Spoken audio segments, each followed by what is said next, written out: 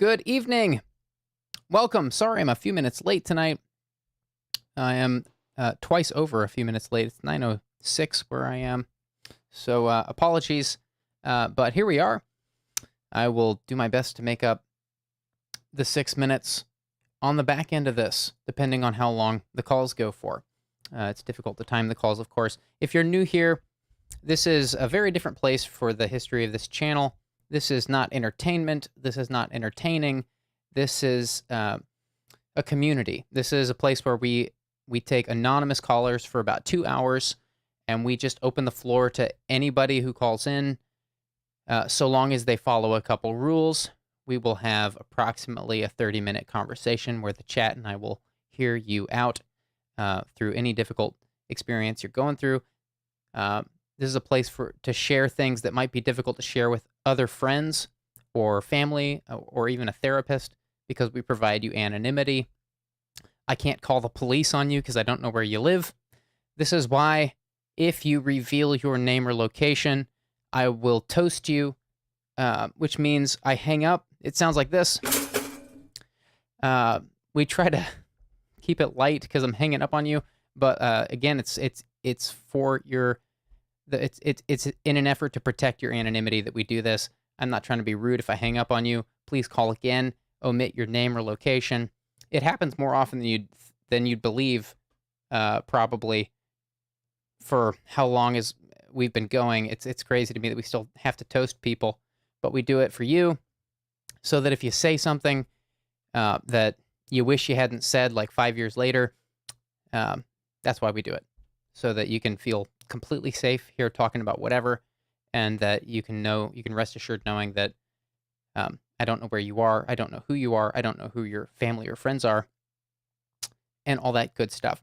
If you're new here, we have a Discord server, which is an extension of this project. We stream here 2 times a week on Tuesdays and Thursdays, this time of night. This is 10 p.m. Eastern, 7 p.m. Pacific. We do it twice a week at those times on Tuesdays and Thursdays, but we have a growing and truly beautiful community on Discord. It's called the Anonymous Live Server. The link is in the description, and it's a place where you can make an anonymous confession, a truly anonymous confession. If you post in our anonymous channel, I don't know who you are. Our mods and admins don't know who you are. We have spent maybe too many hours auditing these channels to make sure that it is completely anonymous. So the point is that we've tried to establish a community here that's an extension of this live stream, so that people who may just need some a good community to talk to when we're not streaming, you can find it in our Anonymous Live server. None of this is a replacement for therapy. I'm not a psychologist. I'm not a therapist. I'm not certified in any of these things. I'm just a listening ear. I'm not an expert in hardly anything besides cameras and maybe storytelling. I don't know. Although I don't know if you can say anybody's an expert in storytelling, because there's not a PhD in that. So the point is, I'm an expert in nothing. So if you call, I'm going to provide an open-minded space. We won't get political. We won't get ideological. I'm just going to listen, and the chat's going to listen. And if you ask our thoughts on something, we may give it, but please don't take anything we say here as a prescription or a recommendation. Everything that any of us are saying is purely from life experience. Although we do have some therapists and psychologists that pop into the chat from time to time. Although I would say, I would even heed their words with a bit of caution, because anybody can pop into a chat and say they are a therapist or psychologist. So no matter what you hear or see or perceive here, just know that this is not a place where we're going to tell you what to do. This is a place where you can just call and talk about pretty much anything, and we're going to listen for about 2 hours. So that was a lot of preamble, but lines are opening, and I will take this opportunity while lines are opening to say one more thing that is unrelated to Anonymous Live, but if you've been watching here on this channel for a while, which I know a lot of you have, there have been some announcements overdue for several weeks because these announcements have been taking their sweet time developing, maturing into something that can actually be announced. And in the next very few days, you guys are in store for some, what I hope you will perceive as very good news. I think it's very good news. I'm very excited. So just keep your eyes peeled here the next few days, specifically Sunday. I will say no more, but just keep your eyes peeled Sunday. If you're not doing anything on Sunday, that'll be a good day to keep your eyes peeled. Okay, with all that being said, we are... lines are open now. Sometimes it takes a minute to get into the swing of things here. Sometimes we wait for a call to come in. It's totally cool.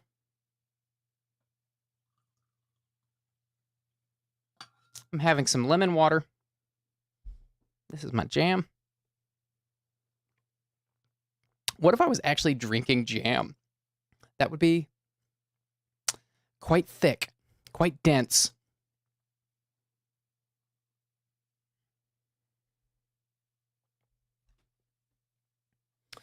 The carbonated lemon water is more refreshing than a beer. IMO. It's tasty. It's good for you. Doesn't weigh you down. No calories. A little boost of energy. It's a palate cleanser. You can't go wrong with carbonated lemon water. I don't even buy LaCroix anymore. I just make it here. I drink a bunch of this stuff. Sometimes I put grapefruit in it. Anything citrus with carbonation, magic.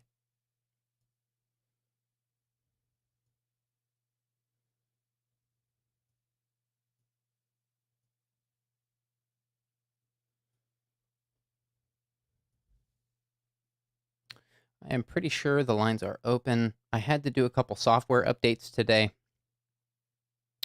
So, again, sometimes there's a wait here. It's not a problem. I had this keyboard here plugged in for a time for moments when we're just chilling, but I unplugged it because it started causing problems with my PC. This PC is notoriously, infamously unstable. Windows is problematic, but, you know, sometimes we chill here for a minute. It's no problem. I hope everybody's doing all right. Everybody doing okay? I'll take a minute to see if I've missed anything in the chat.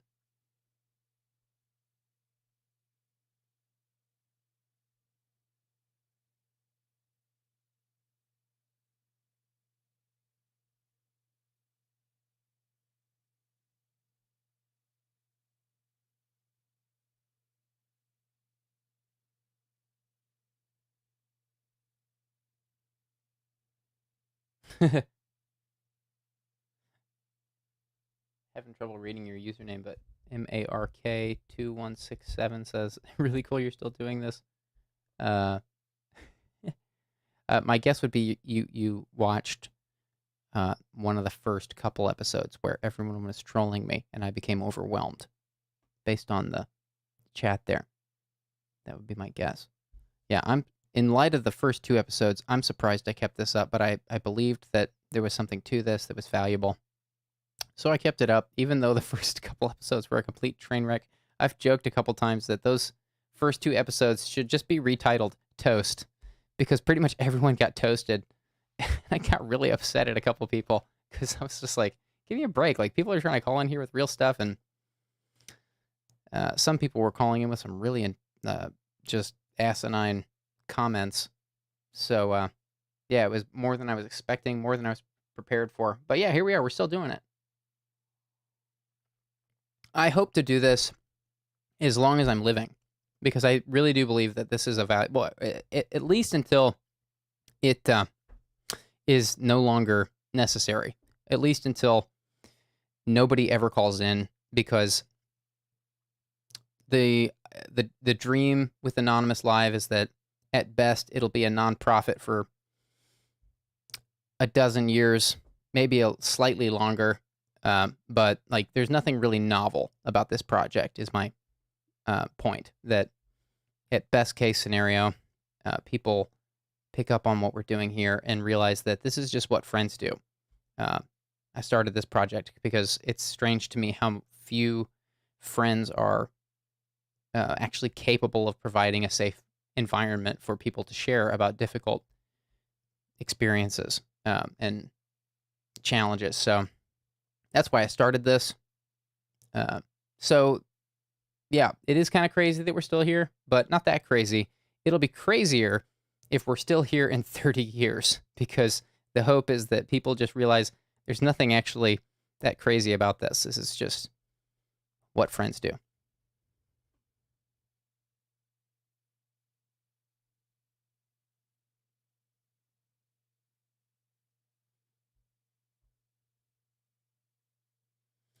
Ronan Grant says, how long have I been doing this for? I did this, when did I start this? The first one I did in, must have been February or March. I don't know the date. Roughly 7 months, I guess it would be. 8 months, roughly. I'm not honestly sure. Something like that.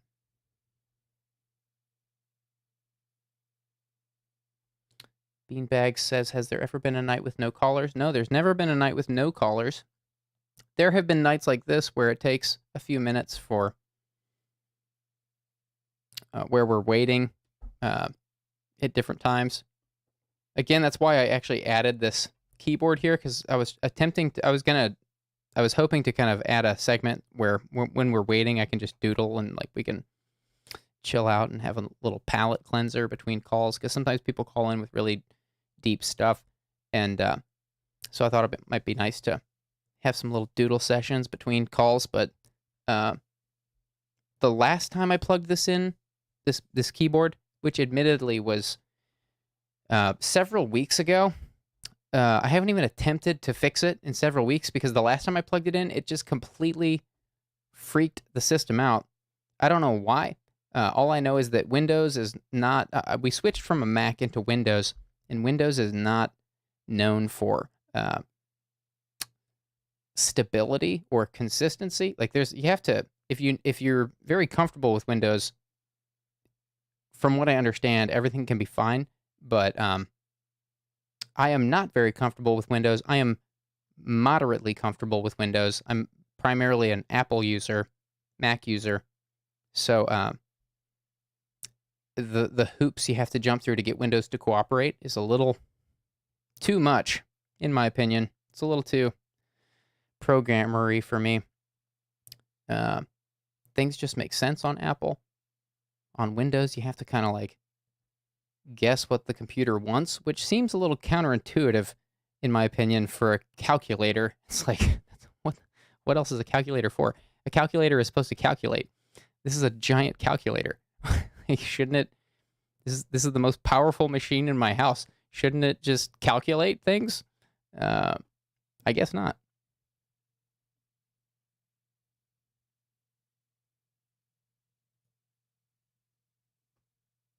We will get the keyboard up and running. I haven't omitted it from the desk. It's still here.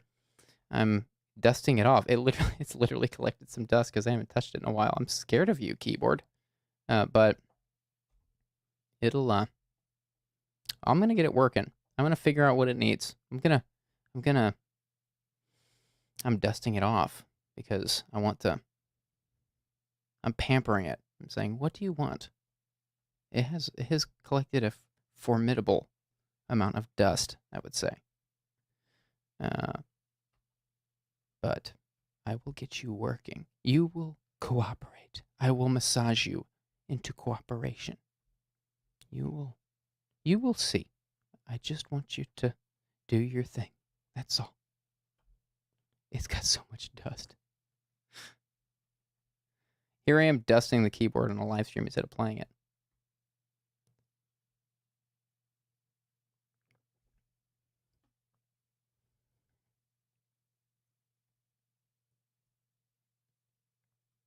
Miggles the Gidget says, what's hanging up in the background? I guess you're talking about the speakers. Is that what you're talking about? These are speakers. These are mixing monitors for mixing audio. This is how I can tell if something's going to sound good in any environment.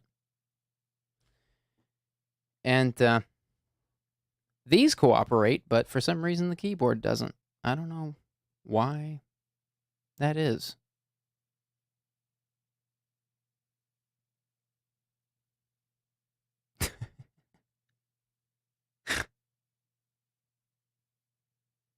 You guys are funny.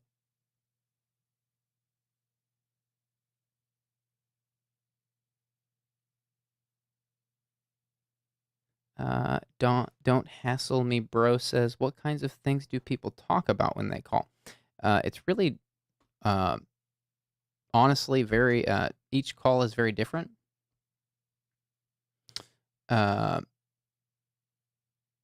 Some people, a lot of people call in talking about being mistreated by other people. For some reason, we end up spending a lot of time talking to people here about. A lot of people share here about experiences with psychopaths or narcissists, and some people share about various forms of abuse. Some people share about addiction. I would say those are probably the top three. I'm shooting from the hip there, but yeah, there's no real rule for what you can share about if you call in. It's really just like if there's anything on your mind that's been difficult to talk about for you with a friend or family member, we provide a place here that's just completely, none of us are going to judge you here if you call in. This is a place where we just listen. So there's no rules. Actually, there are only 2 rules. The first rule is don't say your name. The second rule is don't say your location. And I guess there's a third rule. Don't say the names of anybody involved. So long as it's completely anonymous, we'll let you say whatever's on your mind. So that's what we do here.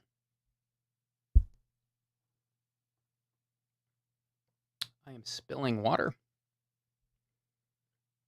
That carbonated water just jumps out at you.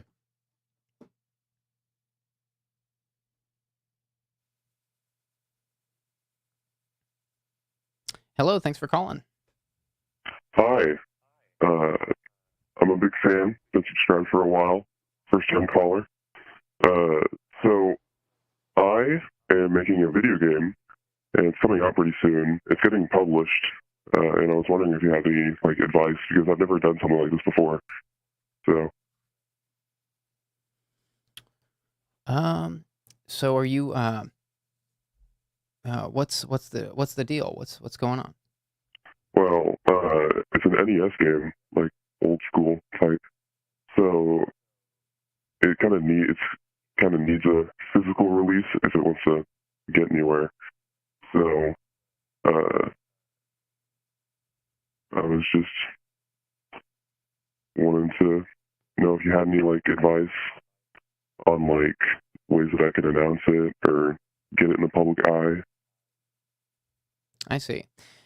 My friend, I don't want to discourage you or let you down. Congrats, by the way, that you're getting published. That's sounds like a big deal. But this isn't a place where I can give you career advice. That's not what we're here to do. It's kind of funny because we're here in a lull. Sometimes this happens here. It's totally cool. But this isn't a place where we give career advice. This is a place where what you're sharing is great news. You're sharing. That's why I'm congratulating you. You're sharing news that you're getting published in a game that you've been working on. And I'm if you want to email me on my contact page on my website, I get back to some of those emails. I can't get back to all of them, but if you want to email me there, that might be a better place to reach out. But here we're trying to keep the lines free for people who don't have a safe place to talk about something really difficult. So that's what we're doing here. Okay. Does that make sense? Does that make sense? Yeah.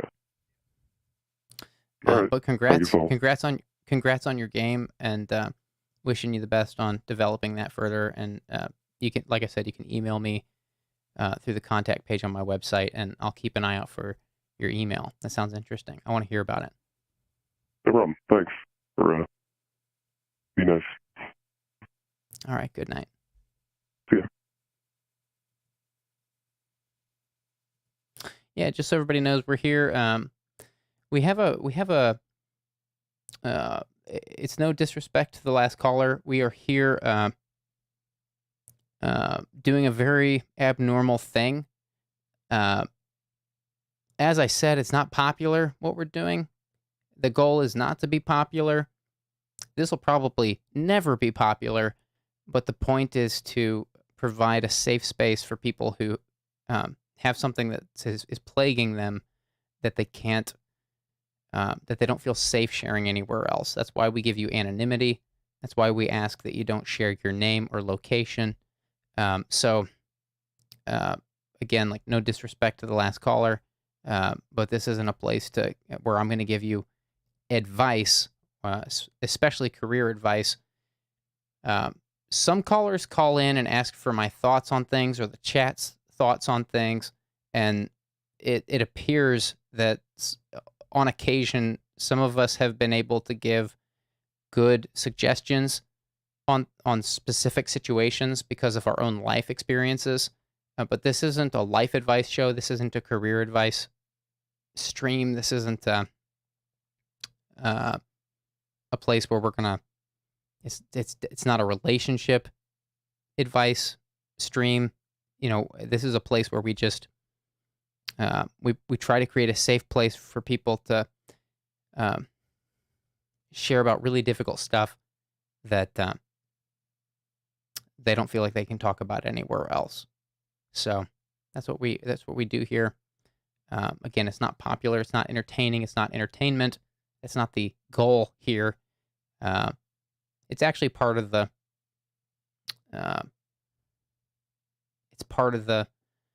It's part of what makes it interesting, because we are on YouTube, which is known for entertainment, and in order to make something sustainable on YouTube, you kind of have to make it entertaining. And on this very channel, the goal has been to entertain people. That's what I do. I'm in entertainment. That's what I've done since pretty much my whole life. So it's very counterintuitive, and no disrespect to the last caller. Again, I'm congratulating you, the last caller. I just, this is a very unusual place, admittedly. So people call in a lot and don't.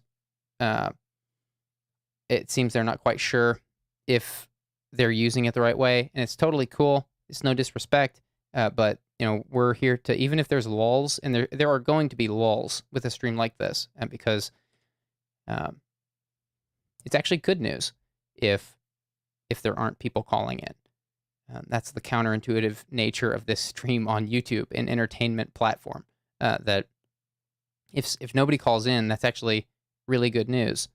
But I do believe that there are, because there hasn't been a stream yet, and we've only done 60 something of these, but there has not yet been a stream where no one has called in really disturbed by something. And we are here for those people. We're here to just listen and let them talk, let them think out loud. And so if that sounds like you, that is, we're here for you. So it's very counterintuitive. A lot of people don't get it, but that's the deal. Hello, thanks for calling. Hello. Can you hear me? Hello. I can hear you. Can you hear me? I can hear you. Can we start with your age and a brief intro? Yes, sir. I am 21 years old, and boy, I'm going through it. What's going on? I've had a lot of downs lately, and things are slightly starting to look up. But here's what's going on: is I just hold on, give me a second. I'm a little nervous. Take a beat if you need, no problem. We're here to listen. So if you need to take a breath or take a second to collect your thoughts, the floor is yours. So I am dealing with losing my peace due to so I live with my roommates who are married.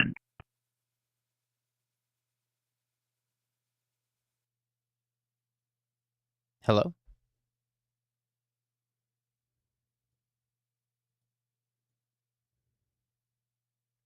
It seems we lost the caller.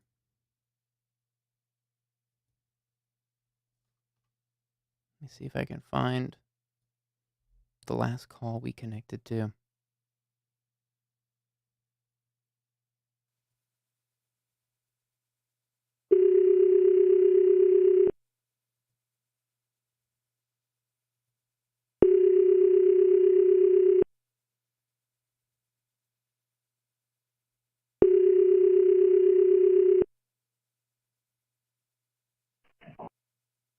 Hello?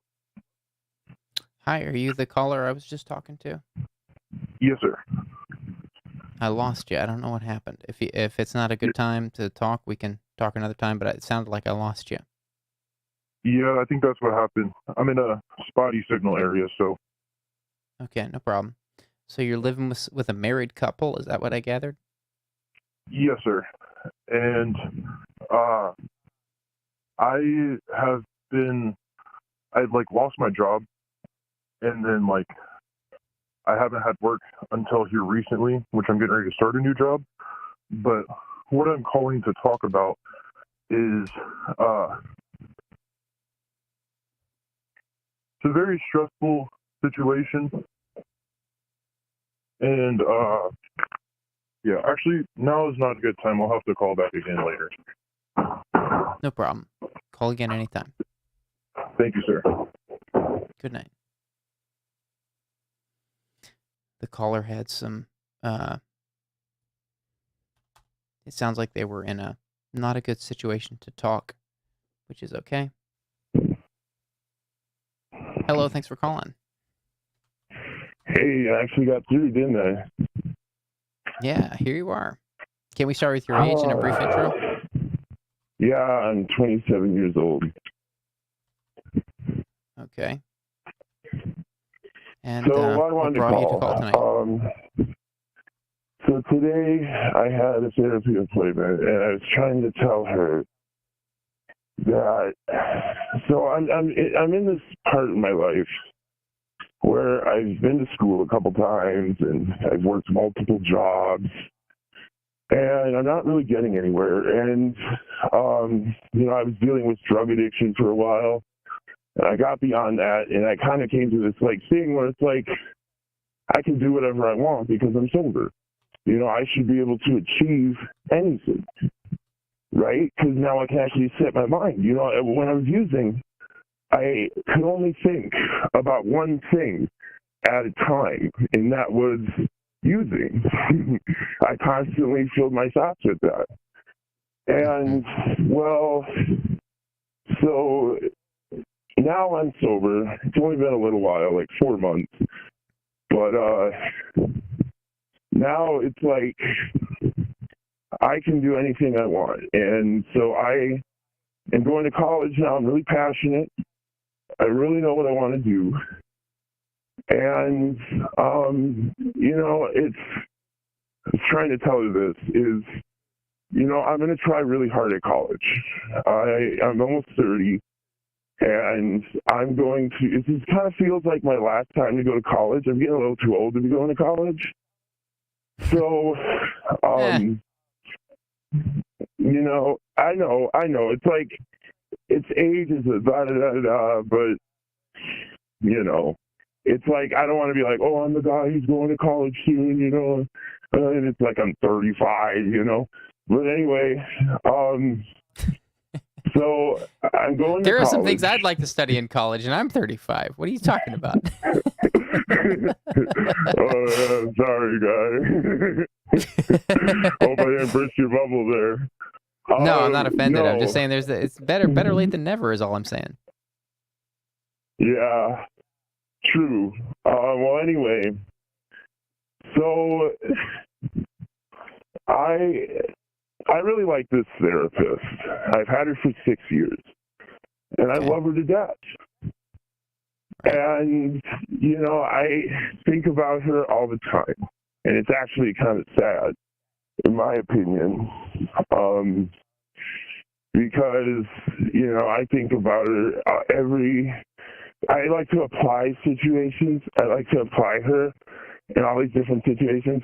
I wish she was my mother, which is sad because I love my mother, but I never got disciplined from my mother. So, and she knows she has children. And, you know, and I mean, I even think about her when I masturbate. I think about her all the time. And and I've told her this, and, you know, so she knows. Anyway, and I'm trying to not idolize her, but I digress. Anyway, so I'm going to college. I'm going to try my best. I don't even look at failure as an option, but I've been trying for a long time. And I was trying to explain this to her, but it was really hard. If, you know, the first semester might be hard, and I might fail it, because I failed before. So I'm going to try to go again, and again, and again, and just keep trying until I get it. But if I don't get it, and if that doesn't work out and I can't do what I want to do, what's left? Am I just going to work at Target forever? Am I just going to, where will I go? And my mom has worked a call center for 20-some years. And, you know, she works at Target. And I work at Target. I'm just working there temporarily till I go to school. And so, you know,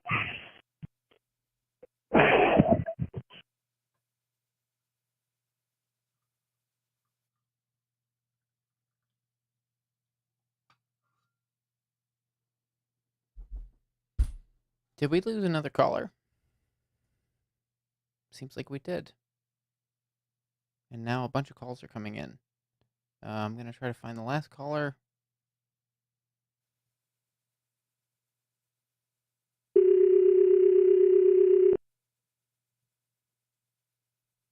hello?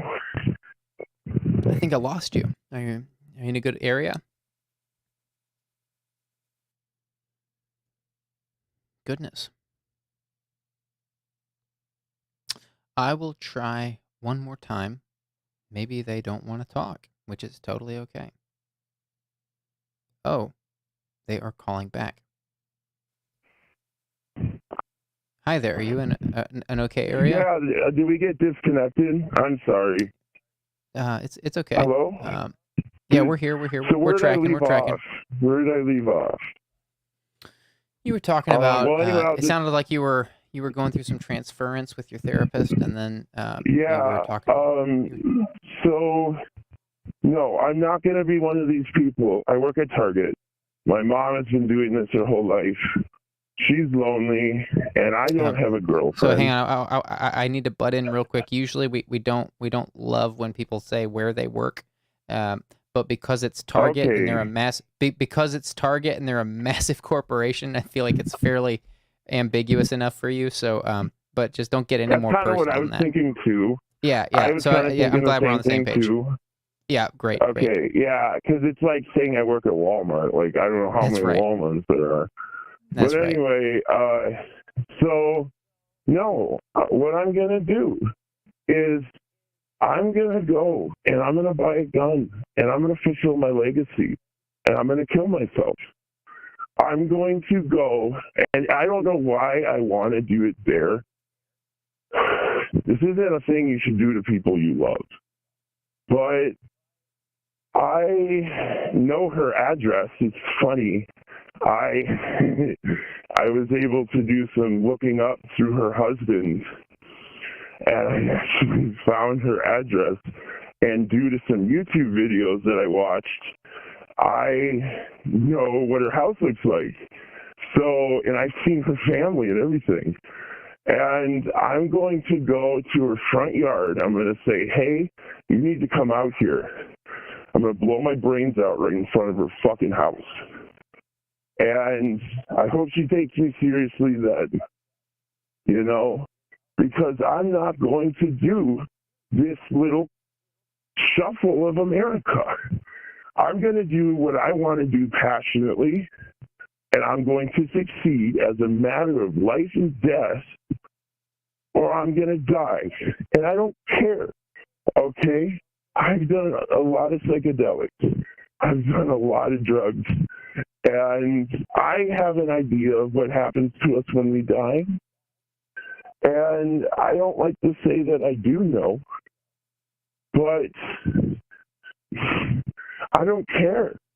I'll probably just get reincarnated in one form or another. Maybe this is what I do every lifetime.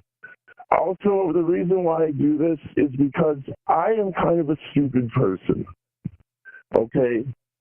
I seem to, for some reason, make stupid mistakes all the time. And I feel like an idiot half the time. And I've been called an idiot. I've been treated like an idiot my whole life. I've been treated like, you know, I have bipolar disorder. So I kind of have a disability. I used to be very disabled, couldn't really function in society. And, I'm not going to just keep living my life as an idiot. I want people to know.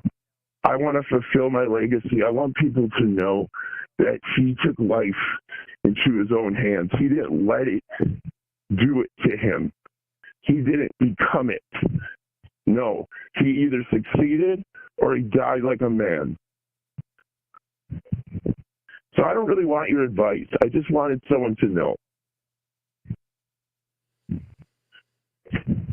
My friend. Hello? Can you hear me? Yes. I lost you a couple times on the phone. I've called you back, trying to find you. I can hear the resolution in your voice. I can hear why you want to do this. I wonder if you're open to talking about it with me.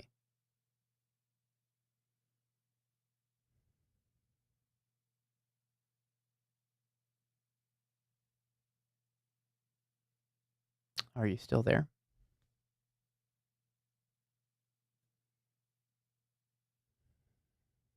We lost the caller. I'm going to call them back.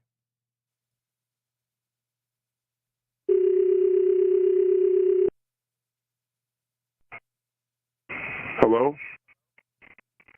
My friend, I'm so glad you answered. Yeah, I know. My phone, dude, it's been killing me because I'm trying to have a thing here. Yeah. Anyway, yeah, I just, I'm not going to shuffle and play, okay? I'm not going to play and just go along with it. I understand. And I believe in God, and I think God will be really disappointed in me, but I think he'll understand. Okay, he created me. He knows I'm like this. So, fuck. And I want everyone to know that just he did it. He knew what he wanted to do. He followed through. And what I was going to do is I was going to write a letter to everyone I know, and I was going to mail it to them. And that way I can seal the deal. Because I know if I send letters out, they're going to get them. So I have to finish what I started, okay? So I can't just back out. And that's like my own little way of, like, making sure that I do it. And I don't really think this is going to happen. I don't know. Maybe I'm setting myself up for it, to be honest. But, it's sad. It really is. You know, they're going to miss me, you know, and I'm sorry, you know, I'm going to miss them too, but I can't play ball like that. I'm not going to, you know, 65 till people retire, you know, people in retail, people in blah, blah, blah, whatever job I do, don't usually retire until like, plus we don't know the state of the world in the future. I might never retire. I'm not going to be that old man cashiering or whatever, you know. No, I'm going to do what I want to do for school, which I can't really tell you because I have friends who are involved. I can't tell you what I'm doing. It's anonymity, but so yeah, yeah. My friend, I'm not here to make you do the shuffle, as you put it. I am someone who has been to dark places like that, and I care. You And know, and I've literally been in shit apartments, drinking liters a day, puking in a bucket. That's all I do for years and years. I've been there. And, you know, I've been in withdrawal from opiates, sicker than a dog, you know, just low, no friends. And all friends that I have had took advantage of me. My father took advantage of me. Everyone used me, you know, and I've been in dark places too. Things are looking up right now, and they're going to keep looking up, damn it, and I'm going to make them. But if they don't, I'm not going to just keep playing the idiot. You know, when I look at this, I hate, sometimes I don't, sometimes I agree. Well, maybe I am an idiot, but I am not going to accept that. No, and I don't have to, okay? I don't like when people say that's not an option. You know, I can do whatever the fuck I want, okay? And that is an option, damn it. You know, and it's frowned upon. But I mean, how many? You know, I mean, World War I, 40 million people died, you know, World War II, 80 million, you know, it's just another one. You know, I'm just another one. So, you know, I would rather deal with the pain of a couple seconds than the pain of 70-some years.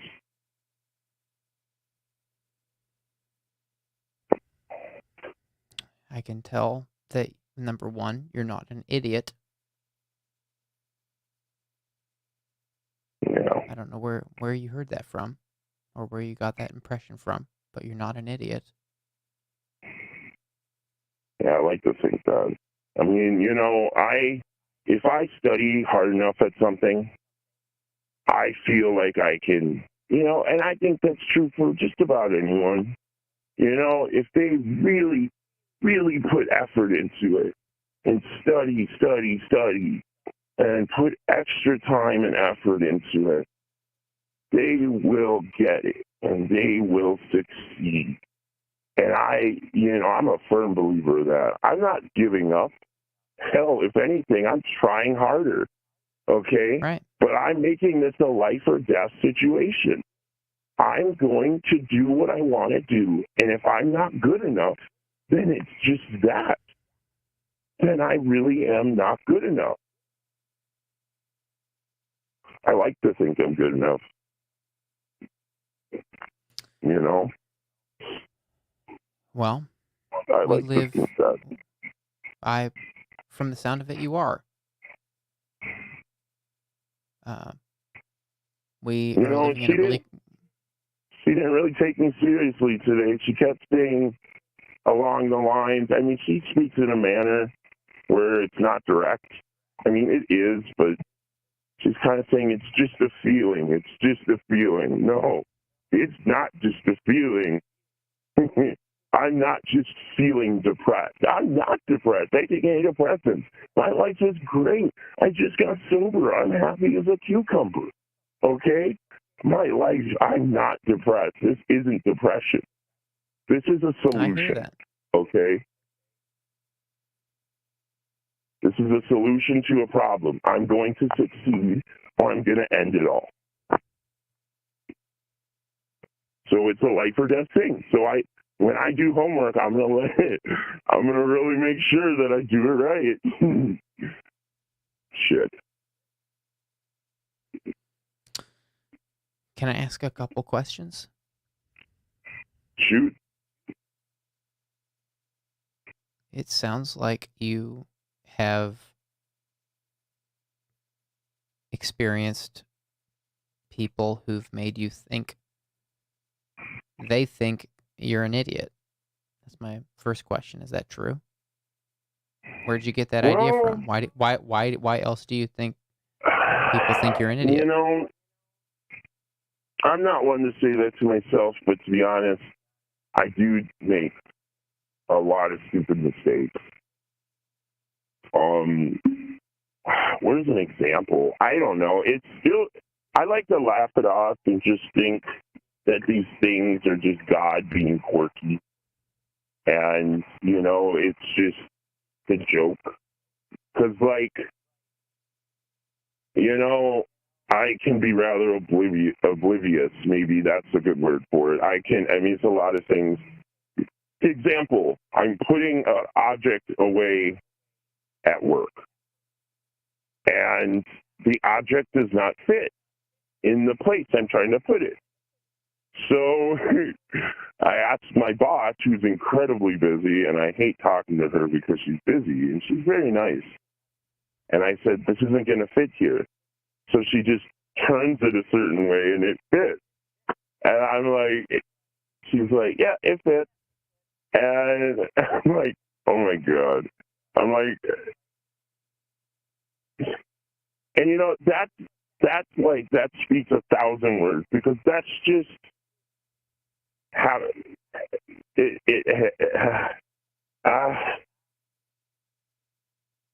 it's stupid. It sounds dumb. That's maybe a dumb example, but you know, I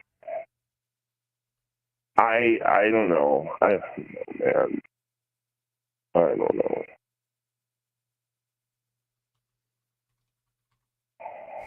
But I'm serious as a fucking heart attack. I believe you. What disability do you experience? You mentioned you've experienced a disability. What is that? So I have bipolar mania, psychotic episodes. And for many years I was unmedicated. And my family didn't really take care of me in this sense. I mean, they did, but they didn't. I didn't really have much discipline, so no one really took the time to make sure I took meds. And before medication, see, all the friends I have now, they have never seen me without medication. So they don't know how it was like. But I couldn't talk to people. I didn't know from up from down. You know, when you don't, the medication works in a manner where it gives me a baseline reality. I know things are real because the medication makes it level. But without it, I don't know if things are real or not. So I get confused really easily. And that kind of bleeds through in my life. I mean, the medication doesn't help with everything. So, you know, yeah, like, hold on one second. So that just kind of happens in my life. I get confused a lot, you know, and people, especially, I get manipulated really easily. I'm easily taken advantage of. Here's an example. I was on meth, but I needed more meth. And so I tried to take out a payday loan, and I ended up giving some guy a bunch of money in Bitcoin from my bank account, or he put money in my account and I gave it back to him in Bitcoin, and which is stupid. I felt like an old lady getting ripped off. And I owe the bank like thousands of dollars now. I ended up getting money out of it. I had like a K, like $1,000 out of it, and I bought a lot of meth. But, I get manipulated. Like my dad manipulated me as a kid.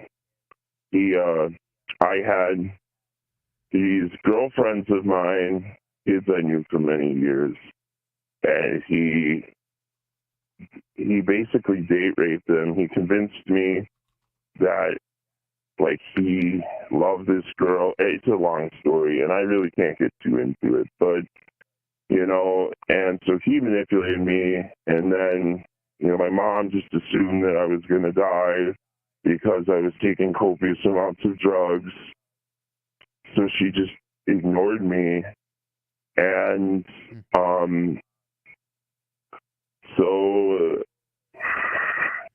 So I eventually found friends who my friends just used my house because my mom didn't care that we used in the house. So I had criminals, people who should not be in public, people who should not be allowed outside, come in and out of the house, use the place for dope, steal from me all the time. And then I had no friends for like a while. And I did need a friend who was really important to me. And he's probably the shining star. I mean, I love him to death, and he loves me. And, he's pretty much all I have. I have never had a girlfriend aside from a high school sweetheart. Maybe I wonder sometimes if I find a girl and, maybe I won't feel like this. Maybe I'll just be content with life as it is. But I'm incredibly awkward around women. Since, sex was a big deal and exploited when I was a kid, it made it very difficult for me to be in situations with women. I'm not confident around them, and sex scares the hell out of me. So, that sucks. I don't know how I'm going to feel comfortable with someone, so that kind of stops that. The career that I'm going into is a female-dominated career, so I'm hoping I'll find someone there. Yeah, I'm hoping that I'll be really good at this, and I'm going to try my best to be really good at this. So, I'm hoping that people will notice and they'll respect me. But like I said, man, and my therapist don't take me seriously, I don't think, because I don't think I have a feeling she really likes me, and she just doesn't want to think that that's possible. And I've mentioned these things before, and therapists, I mean, they're kind of supposed to tell someone when they're worried about a suicidal client. And, I mean, I don't know. I'm not necessarily suicidal because I'm not depressed. But I am just not going to, it's like, yeah, I'm not, and God damn it, I don't know why, but I'm going to do it in a manner that is dignified. There, that's the way to put it. I don't know if the way I want to do it is dignified. It is to me. So, but that's not going to happen because I'm not going to fail. I know that, right? So I don't have to worry about that. But I just wanted to tell someone today, especially I thought this is the best place. and tell someone that yes, I am serious. I have been thinking about this for a long time. This isn't just an impulsive thought. I am sure as hell, and, you know, either I win or I lose. So, yeah. I don't know. I don't know if I should take up your time. My phone's dying. Can you plug your phone in? I'm not letting you go. Well, I have enough battery to get by for now, but, and I went for a walk because I live at my mom's house and I don't want her to hear this. It would break her heart. So, it sounds like you think losing is living and winning is dying. And it sounds like a lot of people haven't taken you seriously in your life. Well, I mean, I see where you're coming from, but is that wrong? I'm really not setting myself up. I mean, I have so much ambition for this career I want to get into, and I'm so excited for it. I really am. And, you know, and I'm not saying, oh, you know, like so, you know, like a blade of grass, it's just, you know, it's so fragile. No, I'm going to keep trying. I'll spend hundreds of thousands of dollars on college if I have to. Like, I'm going to exhaust every resource I have. And I'm going to do it. And that's why I'm going to succeed. But I'm not going to accept failure. So no, I don't accept this as an option. I just wanted someone to know that I'm going to either win or that's it. I'm going to win, and that's it. So I don't even think failure is possible. And I am more than happy. Like I said, I'm not depressed. I'm happy because I'm going to get in a career that's going to be fun, that I love, and that's going to get me a girlfriend, and that everything's going to be okay. So I'm not crying for help, man. I don't need help. I haven't needed help. I don't need to go to AA. I quit drugs by simply I don't want that anymore. I want this career, damn it. This is what I want. There you go. And, you know, so it's not a cry for help. It's a solution. No, I don't hear it.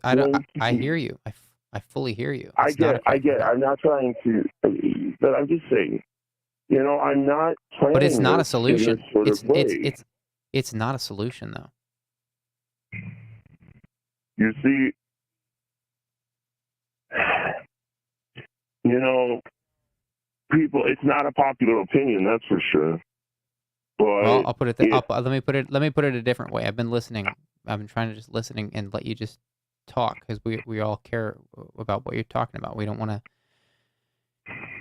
None of us here want to lose you. You're getting a bunch of love in the chat that I haven't gotten to yet, but you might revisit the chat later and pick and choose what's on point to you. But it's not a solution. I hear you that you're not depressed. I hear you that you're just like you're struggling. But what is a let's get we don't go here often, but let's get philosophical. What is a solution? Well, if we are getting philosophical, then I'm going to tell you kind of my philosophy, and I am a solipsist. I believe I'm the only one that exists. You know, it's not a popular opinion. I don't like telling people this. I get anonymous phone line, so I really don't care. But I don't believe other people exist. I believe I'm alone and I'm isolated. And this is all just a story.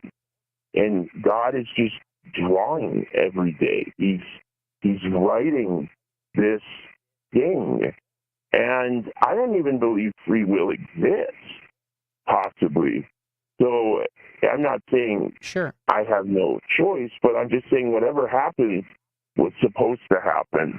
And I know that's going to be this career. I'm saying something a little more, maybe deeper than you want to go, but I'm saying, what is a solution? A solution is something that withstands entropy. Entropy is the reason that things die. So your solution of killing yourself is no solution, because it would be to succumb to entropy. Now I want to be fair to you. I'm not arguing with you here. Hear me out. You have experienced a lot of entropy in your life. You've had a lot of disorder in your life. You've had parents that, from the sound of it, they were very irresponsible. And you've had a lot of people not respect you. I hear that. Yep. See, it's about dignity.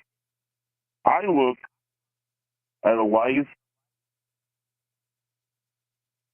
if anything, maybe it's more about, a life where I'm not able to fulfill my dreams. Is that such a bad life?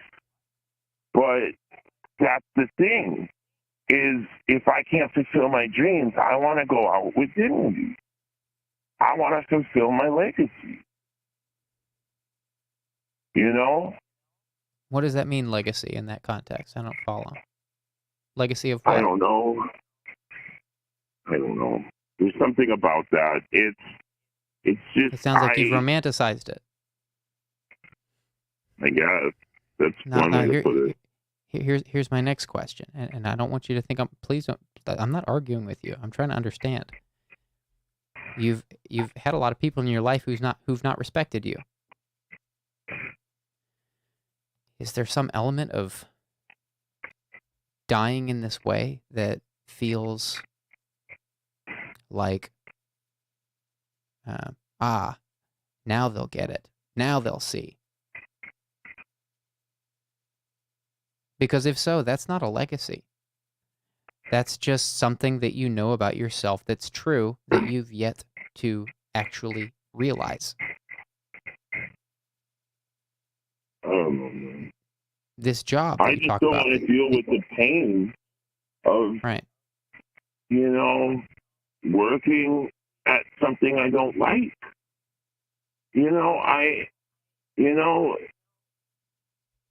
I want to be able to have pride in myself, and I don't want to continue in life settling for less. I don't want to settle for less like my mother.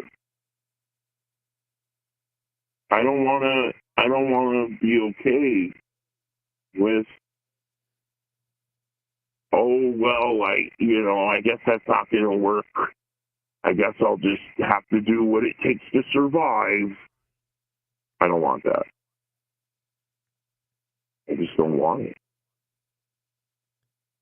Nobody wakes up every day loving every day. Nobody, even Elon Musk, doesn't wake up every day loving every day. Every day is problems. Sure, you have to find something to do every day that you love. Some people end up getting to be paid for things that they love doing. And then what happens? They eventually come to resent the thing that they originally loved because now they're being forced to do it because they're paid to do it. It's not to say that there is no joy in work. The point is that I think my belief, again, like, I'm not claiming to be the most successful person or even close to it, but I'm somebody that has gotten to do something that they, quote, love to do. And yet every day is problems. It's there's no escaping problems. When I started making videos, I'm using myself as an example because that's all I know to do. I'm not claiming that I'm not trying to compare myself to Elon Musk because there is no comparison. Just to be very clear. like obviously. But the point is, like, I'm somebody that, like, people are like, oh, I get this question all the time. What's it like to do something that you love every day? And I'm just like, well, like, yeah, like, I've practiced something my whole life. I know what I'm doing and I can do it. And, yeah, there's a certain, uh,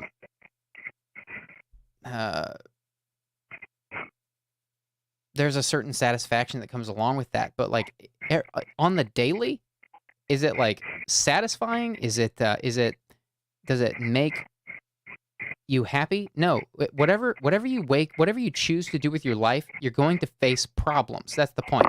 And what the problems are change depending on whatever situation you're in. Now, if you're struggling if you're hard up for money, that's one thing. If you're hard up for money and you're struggling to survive, that's one thing. And I also know what that's like. I know what it's like to struggle, to survive. I've been there. I know what that's like. So I'm not saying, like, you're not struggling. Hear me out. I'm not saying that. I'm saying it doesn't matter. Like, this illusion that somebody can just wake up every day and love what they're doing is horse shit. Pardon my French. It's horse shit. I'm using an expletive to drive a point home. It is absolute rubbish. It's not true. But that's not quite the point. What the point is, now I get you, okay, and I'm listening.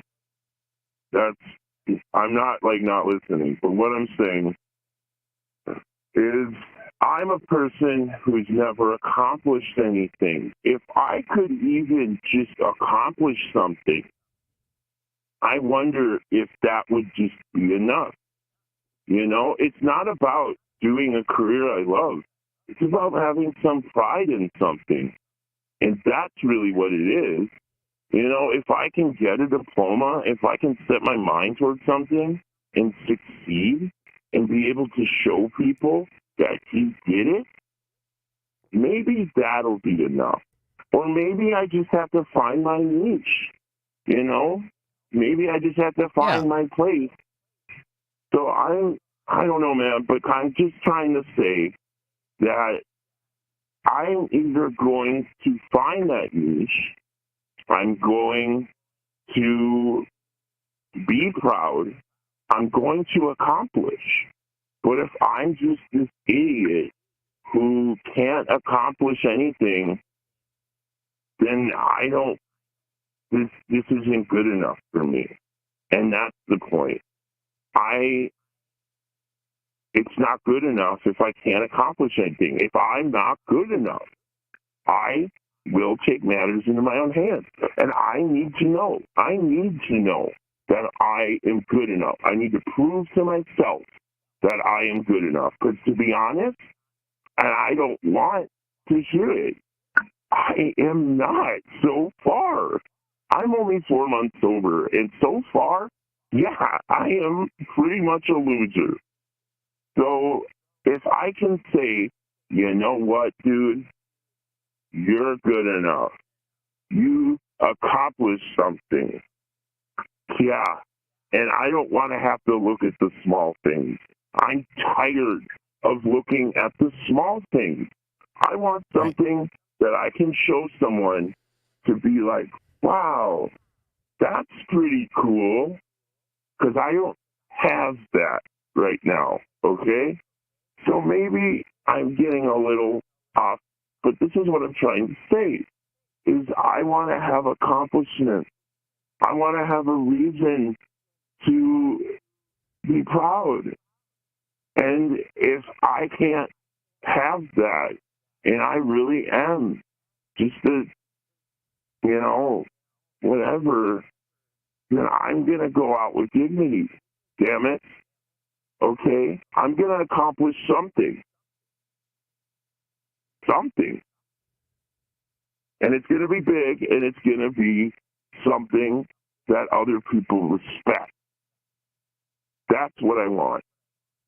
So it's not about the job. It's about the accomplishment.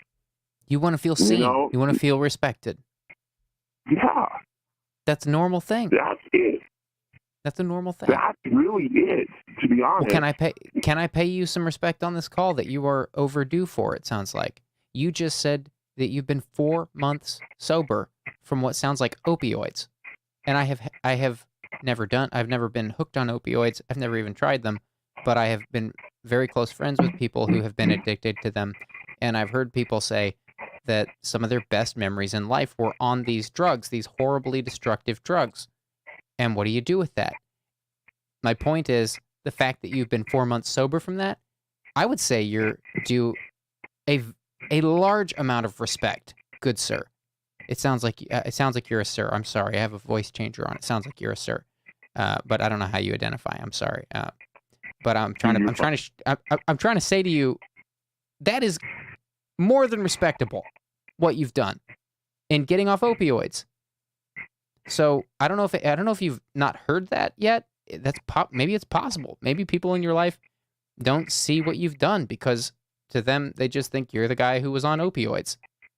But to my ear, you're the guy that got off of them, and you've been 4 months sober. That deserves some applause.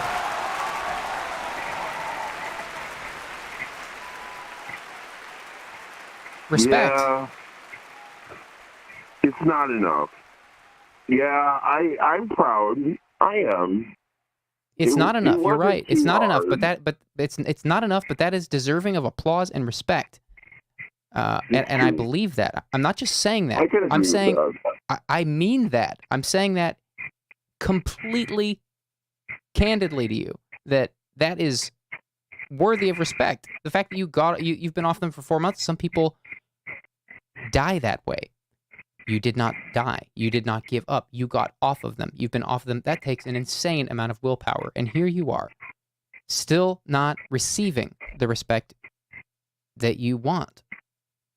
And you're still going. Yeah. And not only are you still going, you are pursuing dreams.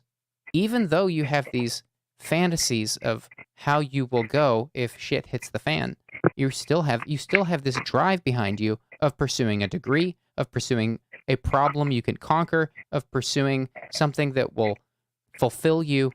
And those are good dreams because those are actual solutions. Those are actual solutions. Why? Because what can you do with a degree? You can offer other people solutions in exchange for money. That's what a degree does. That is an actual solution. Dying is the opposite of a solution. The exact opposite. Because to die is to... Everybody dies. There's no shame in dying. But the point is, like, dying is what happens because of entropy. Everything dies because the universe is constantly expanding and energy is constantly dissipating and converting itself, or the only way for it to survive is to convert itself into other forms of energy. But the point is that to die is not a solution. A solution is to keep people from dying.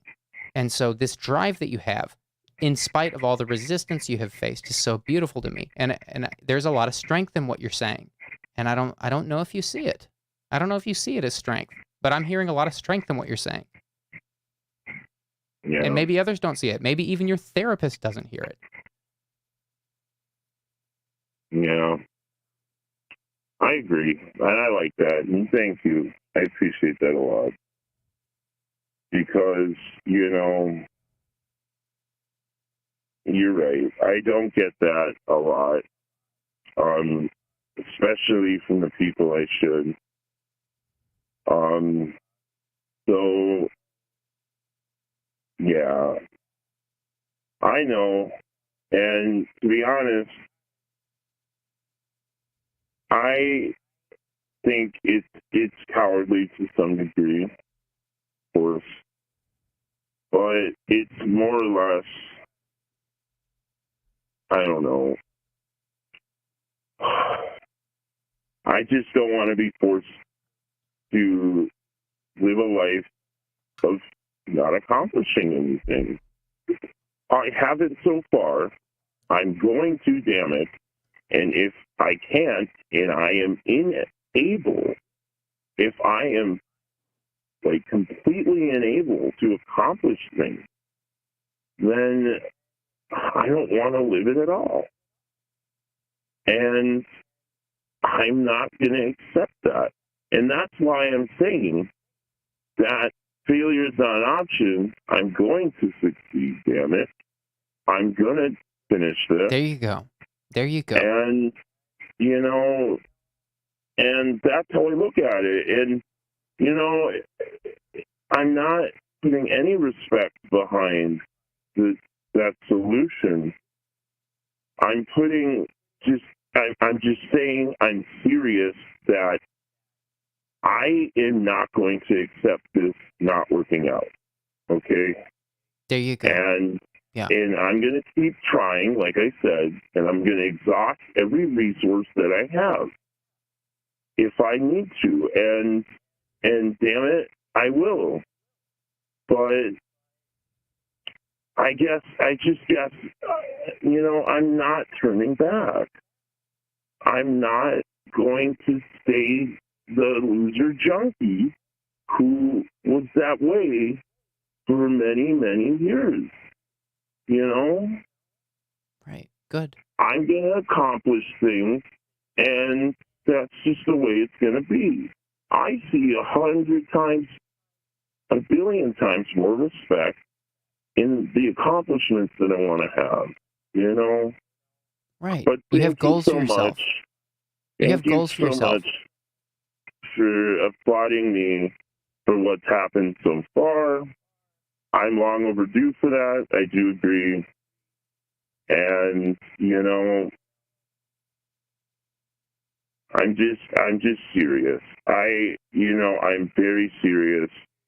And I don't think, you know, maybe this is the best thing to say, is I don't think I was taken seriously enough today at therapy. I hear that. And, you know, because I'm a very impulsive person, and this isn't an impulsive feeling. This is something I've been thinking about for a long time since I got sober. You know, and I'm serious, and I didn't like that today. She didn't get that. And I don't know why she didn't get that. You know, and it makes me wonder.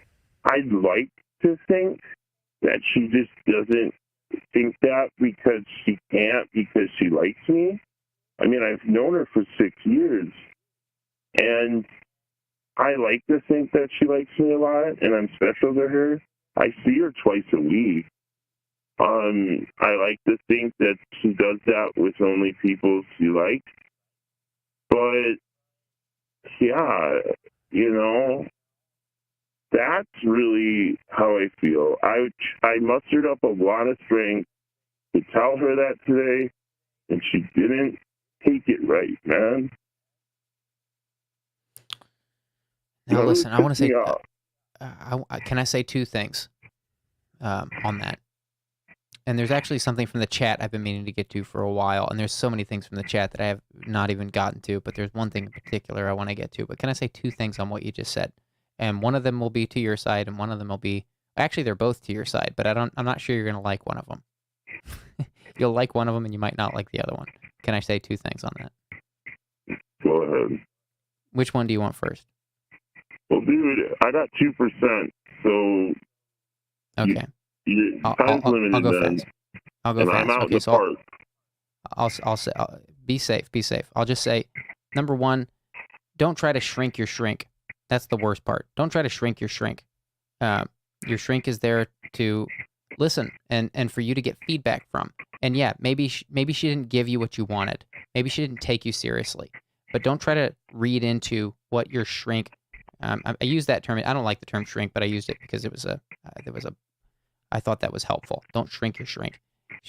Use her as a sounding board. This sounds like a special relationship to you. Don't try to read too much into what's going on in her head. Use her for what she is. And then the second point is, I hear you that she didn't give you what you needed. And I believe you because of what you shared here tonight. I fully believe you that she didn't give you what you needed. I don't know why that is. But I fully believe what you've shared here tonight. You wouldn't be serious about what you're saying if you hadn't gone into the level of, you went into so much detail on this. Like I fully believe what you're saying, that you're serious about this. I fully believe you. I don't think it's a solution. And the chat and I don't want to see you get hurt because that's not a solution. The only real solution is for you to follow this dream you have of actually doing something that you think will give you a sense of meaning in life, doing something meaningful. And you only have 2%, and I'm fearing I'm going to lose you. Would you call us back in 2 or 3 weeks? Will you call us back in 2 or 3 weeks whenever you think you need to? We don't need to set a date. I tune in every week on a Thursday. Okay. Will you call us back in like 2 or 3 Thursdays? Sure. Sure or yes? I want to know that you're going to call back and that you're not going to hurt yourself. Yeah. All right. Yes. I'm going to save your number in my phone book here so that I recognize your call, because I want to know I want to know that you're well, and I want to hear some positive update from you. And here's my closing question to you. What is one small thing you can do tomorrow that will make tomorrow a little bit better than today? You can't make tomorrow amazing, but what's one small thing you can do tomorrow, whether it's eating a piece of fruit or meditating for 10 minutes or going for a walk at 6 a.m.? What's one small thing you can do tomorrow? Oh, well, I already have a schedule. I have to schedule a couple appointments. I have to clean my house. I live next to a park, so I like to go for walks. I could probably do that. But I have a lot of things to do tomorrow. Mostly, I am really adamant about the thing I want to study. So I bought a program to study before I go to college. So I've been studying on my own before college. And so I'm not so overwhelmed when I go to college. So I was going to put some effort into that. I only have so many days off, so I like to devote a few hours to studying a week. Okay. So that's good. I was going to do that. So I planned. Okay, good. So that will make like tomorrow I said, different I'm not from today? Just lay around. I'm not a loser anymore, damn it. I'm going to succeed. Well, that's great. But is that going to make tomorrow different from today? What's something that you can do tomorrow that will be different from today, that will make you feel better, or give you some sense of drive, or give you some sense of determination? I mean, that is. I mean, I feel really successful after I do my studies. Now, if I keep out on my studies, then I feel like shit because I feel like I didn't accomplish anything. I have to challenge myself every day, or else I don't feel right. So every day I have to do something new, or every day I have to at least just keep up the good work. I can't get lazy, or else I stay lazy, and it's hard to get the ball rolling again. Okay. Well, I'm glad to hear that. I'm afraid I'm going to lose you. I'm going too quickly, but there is one thing I wanted to get to from the chat before I lose you. There's so many things you should please. I hope you revisit the chat tomorrow when the chat replay is up with this. But Spirit Star earlier had a beautiful sentiment. They said to you, in my personal experience, good enough is not a value one should focus on so much. Good enough can seem distant and unattainable. What matters is being the best you can be right now. Yeah. I like that. Thank you for that, Spirit Star. Beautiful. Yeah. And to you, the caller, I know we're going to lose you, but please call us back whenever works. I've saved you in my phone book with a couple keywords. I don't know your name, of course, but I've tried to put in a couple keywords that I think will jog my memory on who you were. I'm going to look for you, and I hope we hear from you in 2 or 3 weeks. Well, if I tell you it's that guy, then it's that guy. It's that guy. Maybe I'll add that to your keywords. That guy. That guy, please hang in there, because there's a lot of love going out to you in the chat, and none of us want to see you hurt yourself. That's no solution. And I think it's great, the drive you have. It's actually it's actually very interesting. Like, you actually do, like, a lot of people who are in the suicidal place that you've talked about they've lost all that drive, but you seem to have a lot of that. And so lean into that, and I believe that will take you far. And we're wishing you the best. And I'm looking forward to hearing from you again soon. All right. I'm going to try to check out the chat now, but because I'm going to go home. Oh, it's dead. I still got you. Yeah, not for long. But we are, yep, there he went. There he went. We lost that guy. All right, that guy, thank you for the honesty. Thank you for being real. Wish we're all rooting for you. I'm going to applaud you again because 4 months sober is amazing. That's an incredible accomplishment that does not get enough respect for some reason in this world. Like, give me a break. What else do we want from people? And we're going to very quickly get back into another call because it's getting late. And yeah. Hello, thanks for calling. Hello. Hello. Can we start with your age and a brief intro?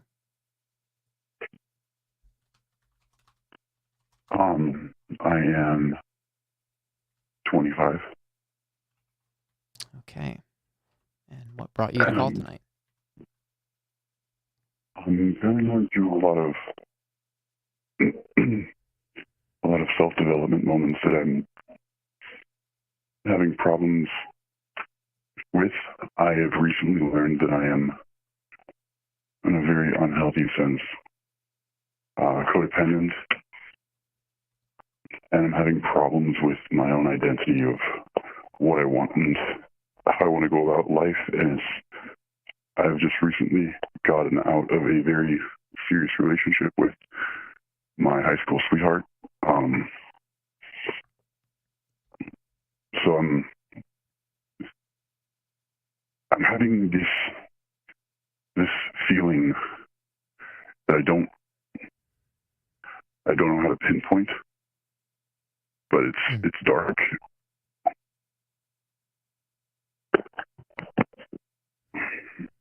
I was in the military. Kind of, I think that's safe to say, right? Wait, you were in the middle of what? I hope it wasn't a name or location. I didn't quite catch what you said. No, so I was in the military. Okay, you were in the military. Are you out now? Are you retired from the military? I am. I went through. The person in charge of me had to take me to a mental hospital because I was on the fritz of almost taking my life, and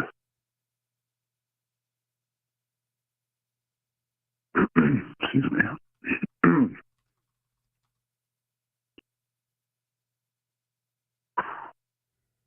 Do you have PTSD? Sort of. It's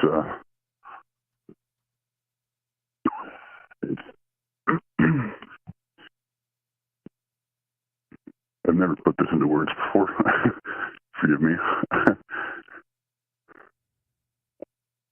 No need to apologize. We're here to listen. The floor is yours.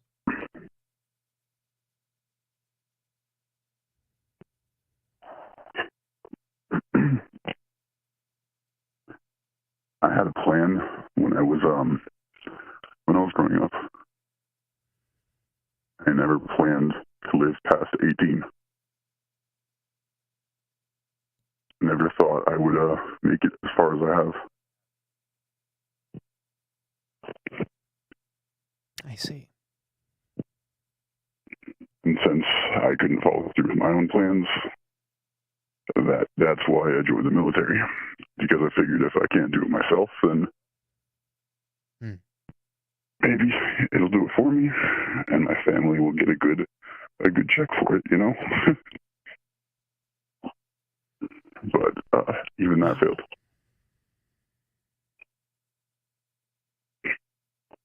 I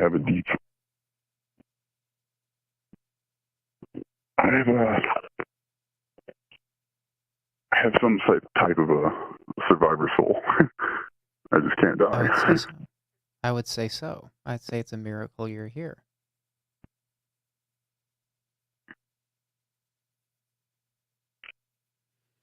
So I've never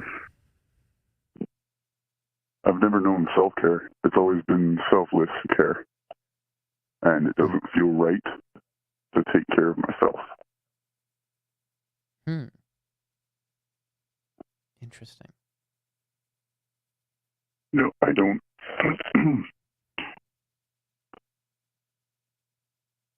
It seems like a small problem, considering the problems I've heard, but...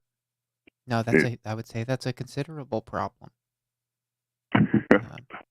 It's not the end of the world, but I would say it's a relatable problem. A lot of people that I have known and I've talked to here have not known quite how to walk that line of self-care. Like, when does self-care devolve into selfishness or self-centeredness?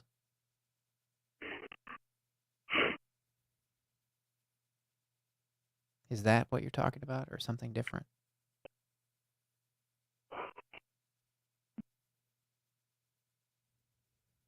It's like, if I'm not taking care of somebody or doing something useful for someone else each and every day, I don't feel like I have value in any way.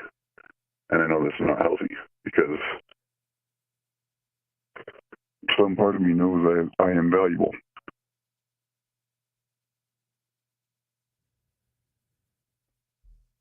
I've never gone to therapy or anything of that sense. I've always wanted to, but me and my family have always been quite broke, put it lightly. We've never been able to afford insurance or anything. And when I was in the military... therapy through the VA? No, I was not honorably discharged. Oh. Yeah. Okay, pardon my ignorance. I didn't realize that's how that worked. No, it's okay. That's very technical. Yeah, that makes sense, though. So there's no benefits to you as a veteran for therapy? If you are not honorably discharged in some way, shape, or form, then you don't get VA coverage, at least to my knowledge. Okay. I could be wrong on that. I know I haven't really called them or talked to them, but I also don't really want to, because I'm ashamed that I didn't get honorably discharged. Do you think you know why that is?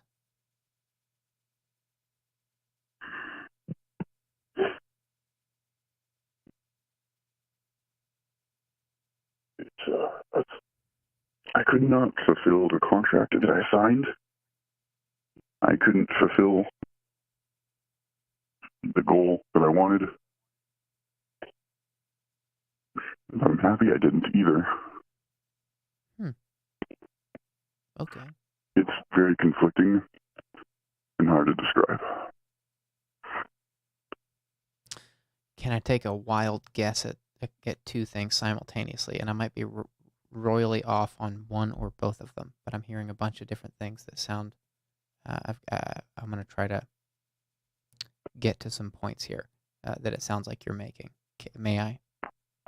Yeah.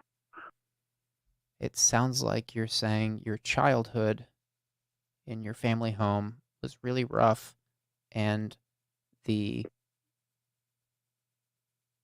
military left some questionable tastes in your mouth that you were conflicted about. Those are both accurate. And I know a lot of my statements are conflicting. I know they don't. Heard both of those. I heard both of those in your story. Yeah. And I believe you. What branch of the military were you in? I was in the Army. The Army. Have you heard of the book Tribe? I have not. By Sebastian Junger. I'm not sure if you're actually watching the screen, but I'll show it to you. currently in my car because I don't want to.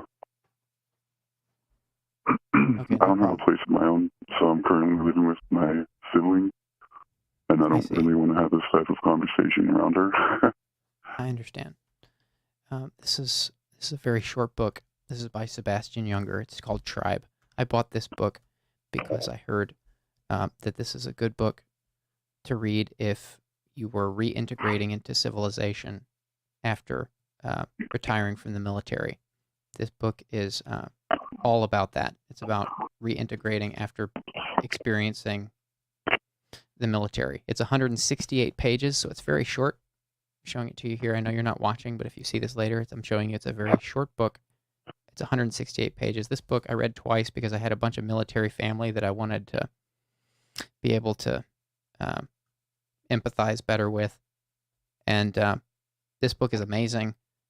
In fact, I had a couple of my family members who were military. I recommended it to them after I read it, and I was like, this book gave me a lot of respect for what you went through. And they told me that they read it a couple times as well because of what it meant to them. So I would imagine it means a lot more to military people than it does to someone like me because I have no military experience, but it certainly gave me a lot more respect for what people like you go through. And I thank you for your service, even though it sounds like you have some conflicting thoughts about what you went through. But what was your childhood like? I mean, you mentioned you were codependent and you just got out of a long relationship where you realized was unhealthy. A lot of time codependency comes from childhood and then a home that's out of equilibrium. So what was it like at your home when you were a kid?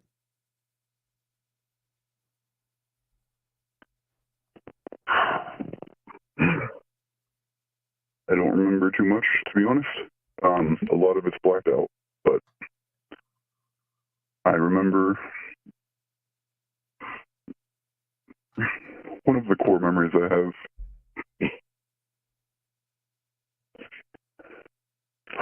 is me and my three siblings. We were, our mom just got home and was very angry that we did not do chores that she asked us to. And instead of being rational, she rampaged around the entire house, emptied out all the cabinets through glass around the kitchen.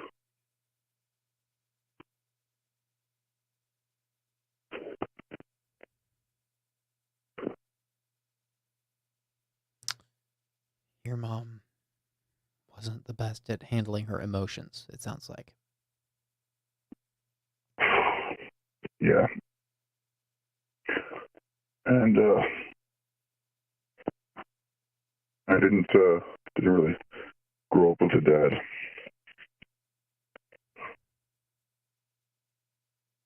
You didn't know him, or he wasn't much of a dad, or what does that mean? Both. I see. He essentially, from what I know, he started taking narcotics and started taking the rent money and using it for drugs. And my mom kicked him out and called the cops on him, and he went to jail. And I've never seen him again until recently.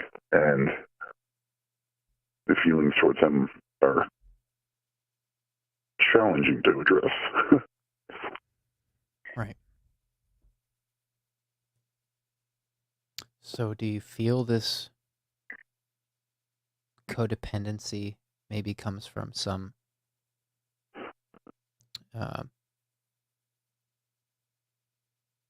propensity to neutralize people's problems or fix people or just be a neutral party so that the other person can heal? Do you have this? Is that what the codependency comes from? Like you're mentioning that your mom was very, not, it doesn't sound like she was violent, but it sounds like she was very emotions. right. And there's my mom loves us, like, to our core, absolutely. Sure. But she just, at first, without our dad, she was working 3 jobs, working really hard. And part of me feels really guilty because none of us really helped her the way that we should have. My oldest sister had to pick up a job at the gas station while still in high school to help with everything. Wasn't amazing, but I see my oldest sister as my mom more than my biological mom.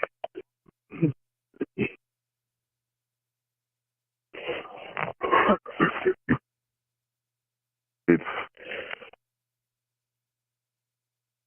extremely weird to feel that way because my oldest sister is more of a caretaker than my mom could ever be. My mom is still an alcoholic.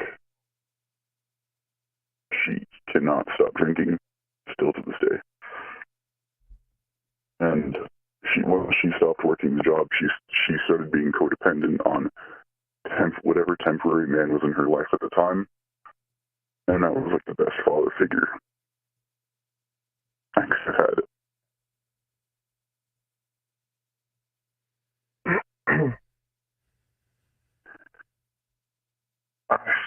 I have this very weird, uncomfortable memory.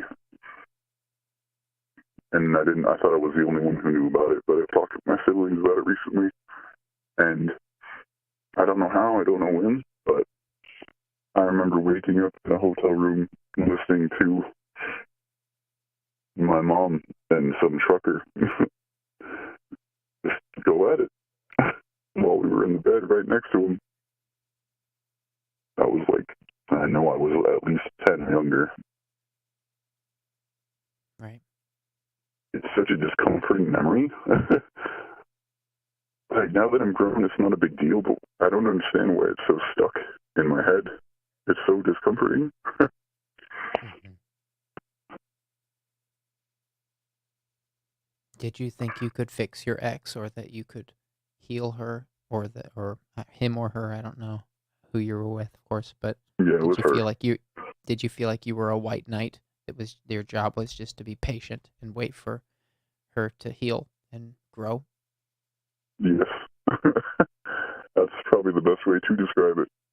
She is the type of person who, while I was in the military, I should say, I was going back to like square one. Me and my ex were supposed to date in high school, but she ended up moving away. Like, we were just about to date, and she moved away, and we lost touch. And then that's when I had the plan to end it at 18, and it didn't pan out, so I joined the military. And I got out of the military and came home, and I ran into her again by some stroke of fate. And I mean, literally fate, like the most unicorn scenario you could find. It happened, and I saw her. And I told her about the experience I had in the military. At one point, I was bi-curious, and I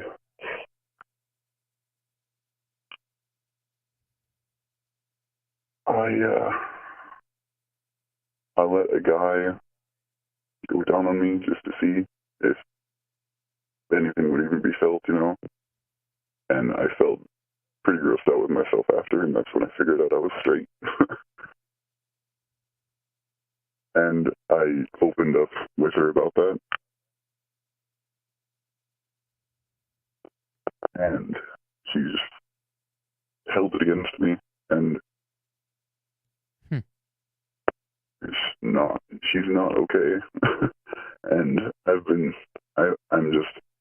I'm in love with an aspect of her, or a perspective of her, but not the real her.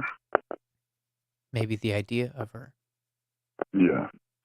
And I know one day she's going to turn into that woman. It's not a question, it's just a question of when. And I'm still holding out hope. friend, it 'Cause doesn't sound likely. yeah.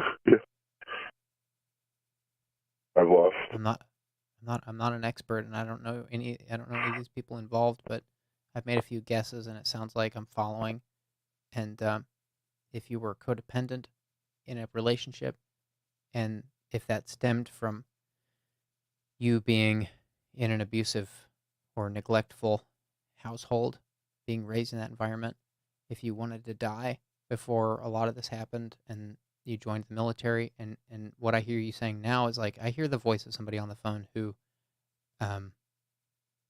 went through a lot of growth in the military. To be very clear, I'm not saying anything contrary to that. Like, I can tell you went through a lot, and you probably saw a lot in the military, and that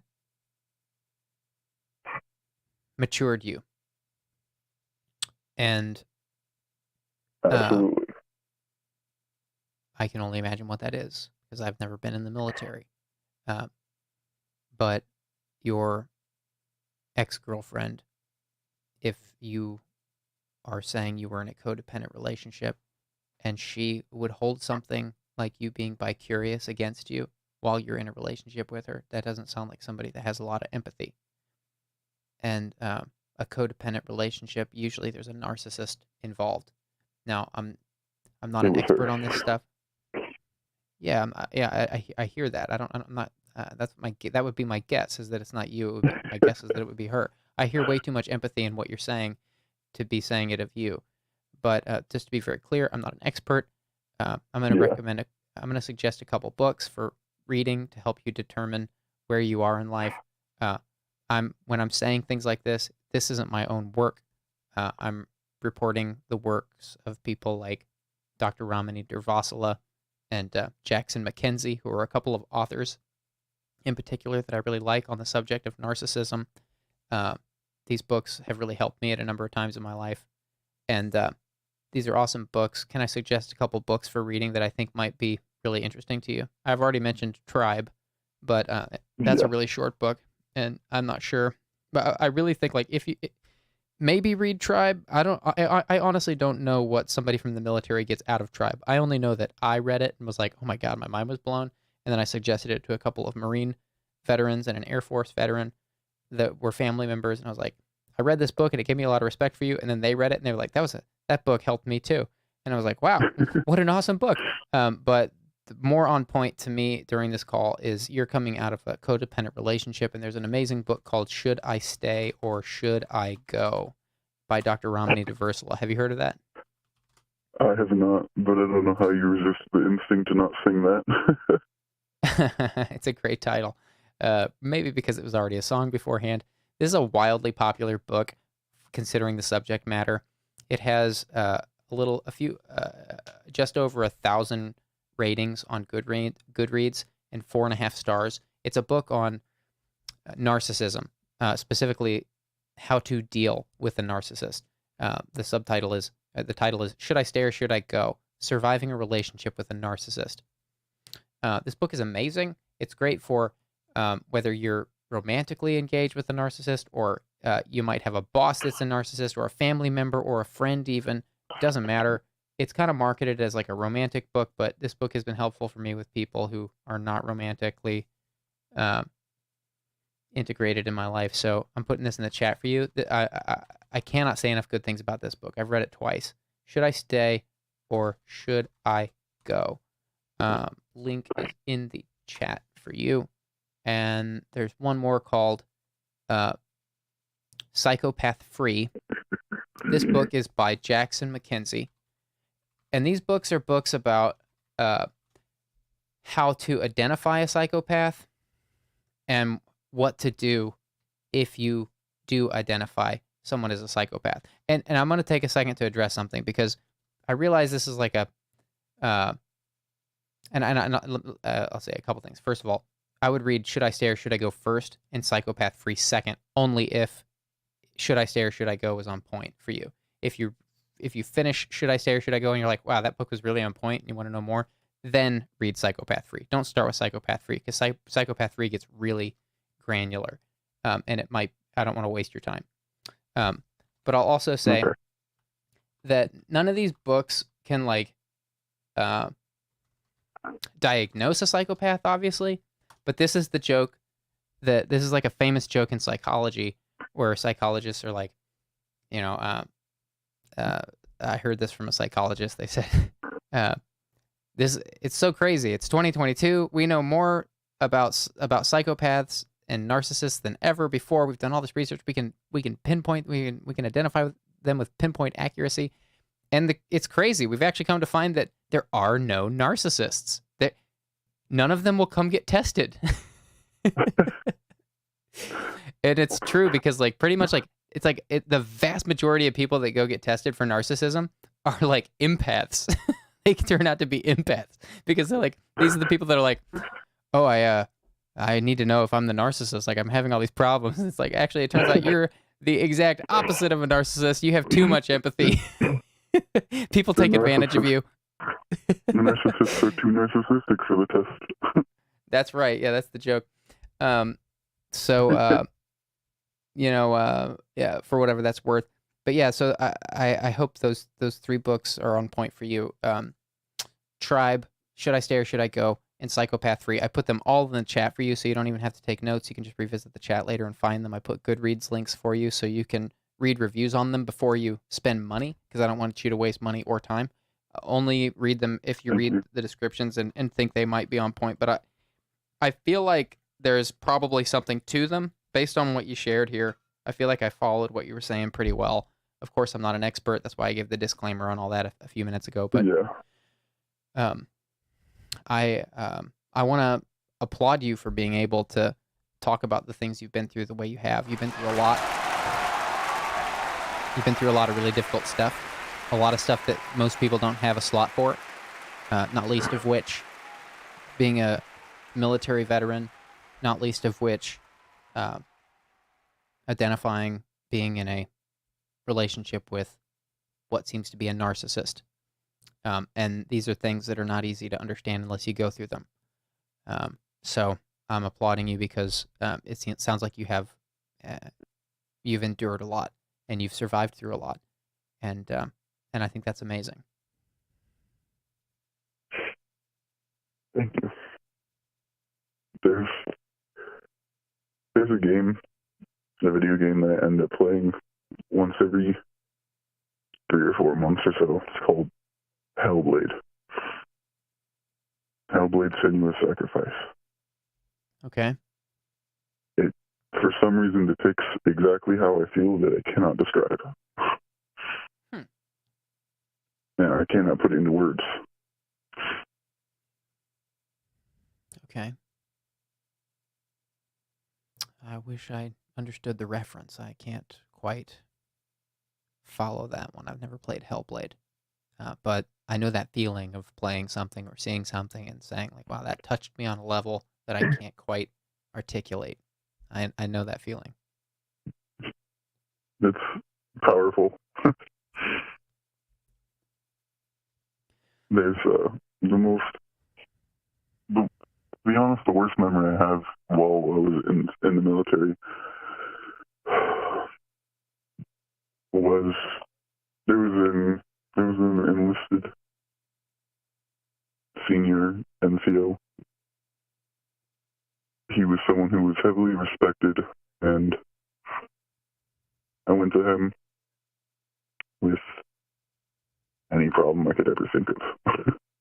And he was always ready to talk. He was always there.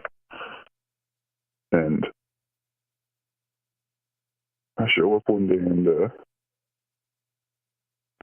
find out he killed himself.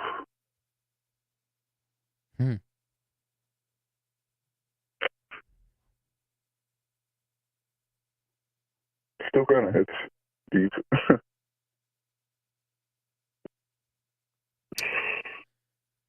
It's hard to know why people make the decisions they make, especially with something like that. We had a caller call in the other night with a similar thought, and some people choose that, and some people find themselves in situations where there's no other option. I think the core problem that I'm having right now is I never planned to live for me. Not once in my life have I planned to live for me. Well, that's important. It is, and it's a lot of self-discovery. You know, you have, I'll share a thought that might, can I share a thought that might bore you Always. or might give you something to think about?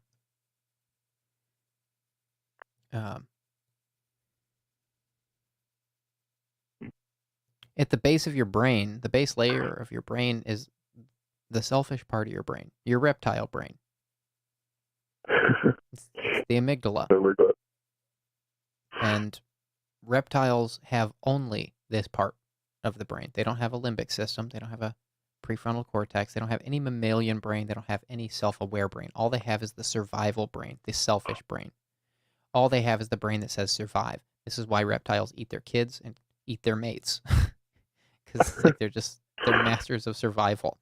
They don't understand cooperation.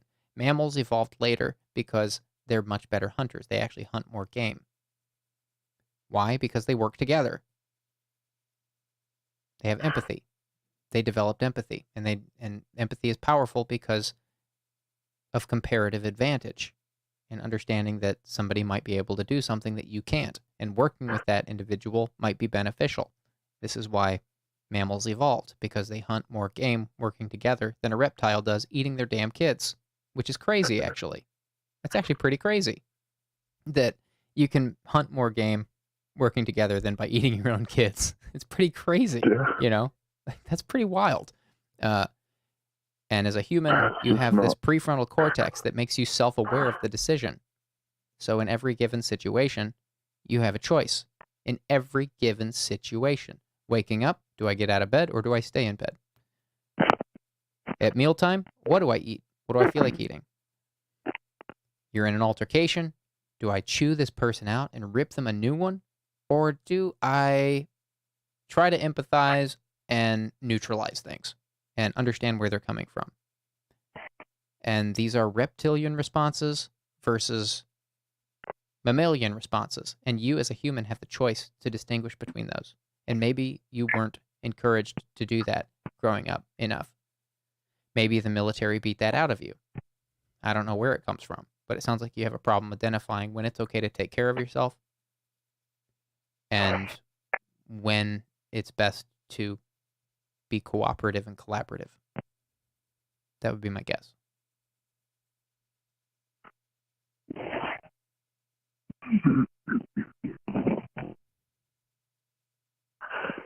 Yeah, it's just,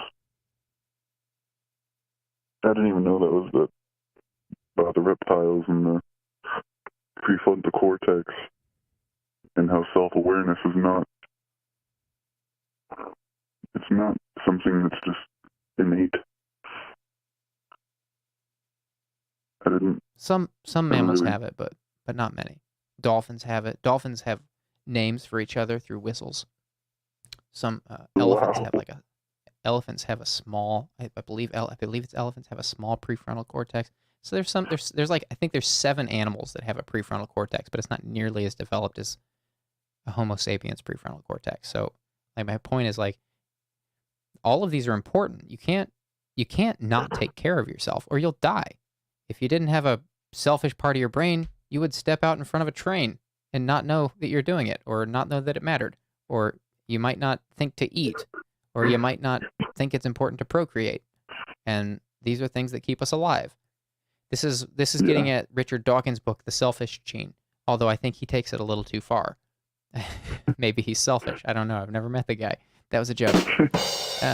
But you know, the point is like, I think Richard Dawkins maybe takes it a little too far. He just thinks we're just these like meat factories that are just like super selfish. And I'm like, no, like the biggest part of our brain is like the mammal one that like tells us to be nice to others, right? You know, this is what built civilization. Have you ever seen a reptilian civilization?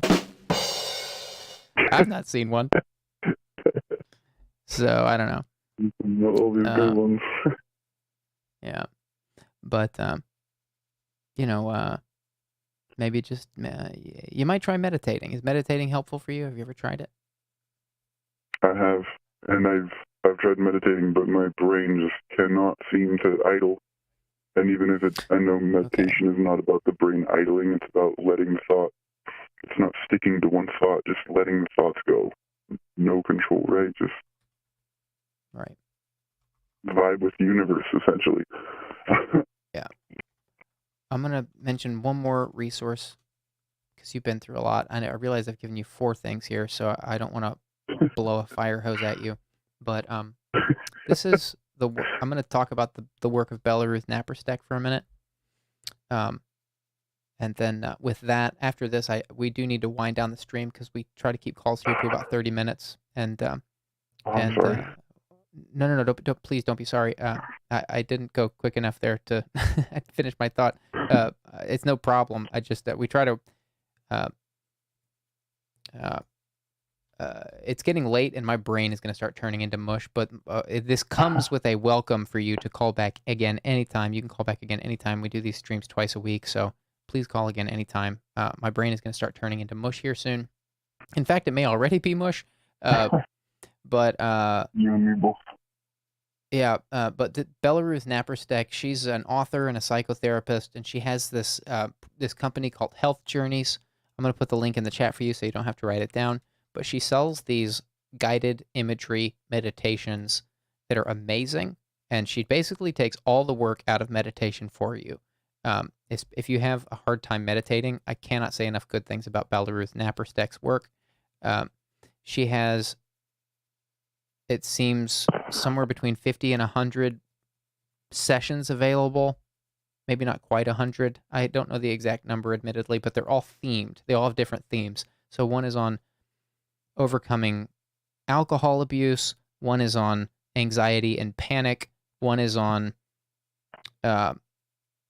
depression. She has one on anger and forgiveness. She has one on, the title cracks me up every time. It's called Successful Surgery, which I've never listened to, but I'm sure it works. It's like you're acknowledging that you're going to go into a traumatic event.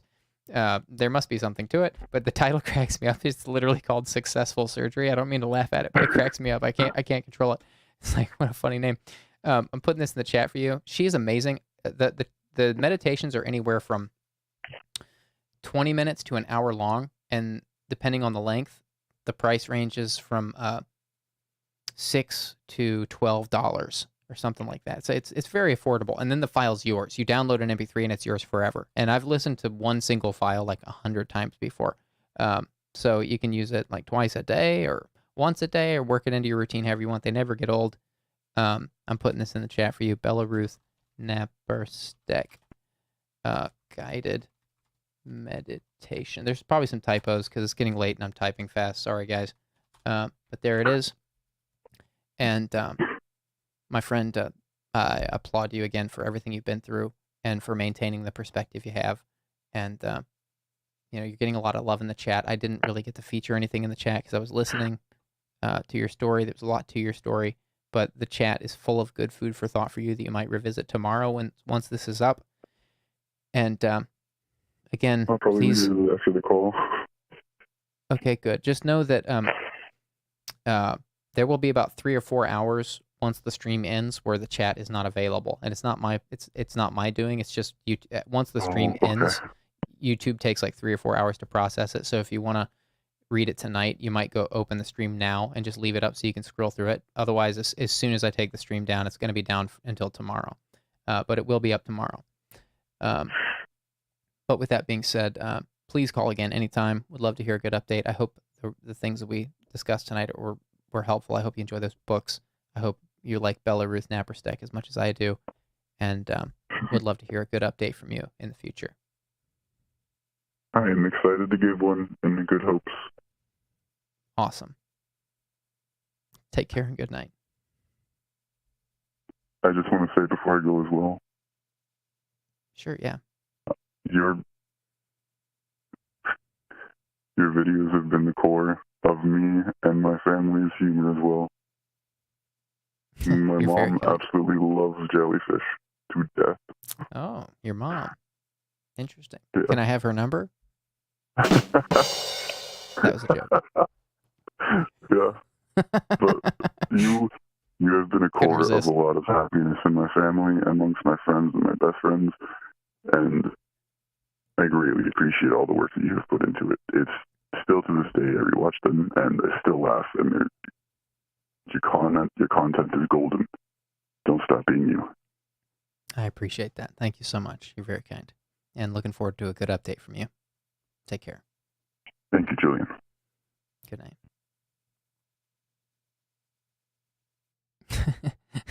Deanna Krebs. But, what? There's a mom who likes my jokes? Who is this person? That's an anomaly.